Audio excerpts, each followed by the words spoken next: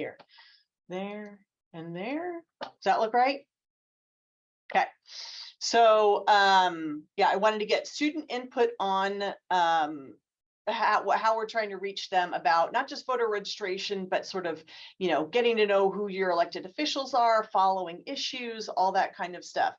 So this is kind of a summary of the typical stuff that most campuses do in this area: social media, email, newsletters, flyers, tabling, events. We have a Canvas module and a reminder that goes out to all students at Canvas, and do in-class presentations. There's probably other things that I'm not thinking about, but pretty standard issue ways to reach students. So then I thought, well, I have other ideas about what we could do, but then I thought, well, look, I'd really like to get some feedback from students about what are any of these effective, and if not. So some of these questions that I wanted to answer are the things we're doing effective? What are the most effective? What do students respond to the most? What barriers are keeping eligible students from voting? What barriers are keeping students from participating in democracy in general? And what ideas do students have about motivating students to participate in our democracy? Because one thing I know is that I'm not an expert in this generation. I have a 17-year-old daughter, and I cannot tell you how to communicate best with them or to motivate them. So I first did a little digging on some of the research in this area, and I have a link back down at the bottom of what we know about how to mobilize college students to vote. The summary that they found from all the research was that that mass email communication is not an effective means to increase voter registration.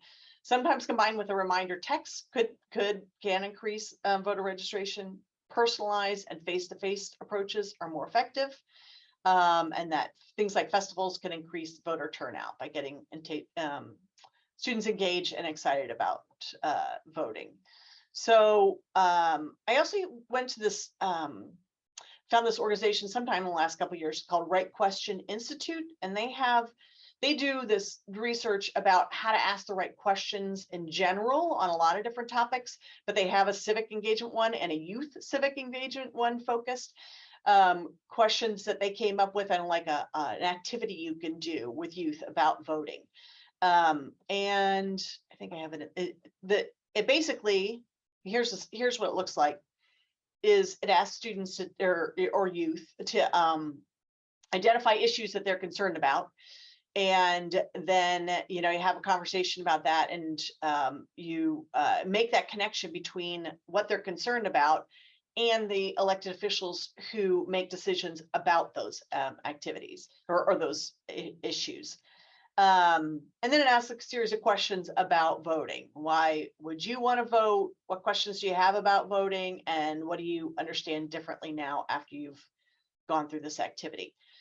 So I used this, I was interested in sort of that framework for it, and I developed, with Maddie's help, a 45-minute focus group activity that sets kind of the context of what we're trying to achieve and what our voting rate is on campus, and then I asked the students to identify barriers to voting, similar to some of the things that people have already talked about, and participation in democracy.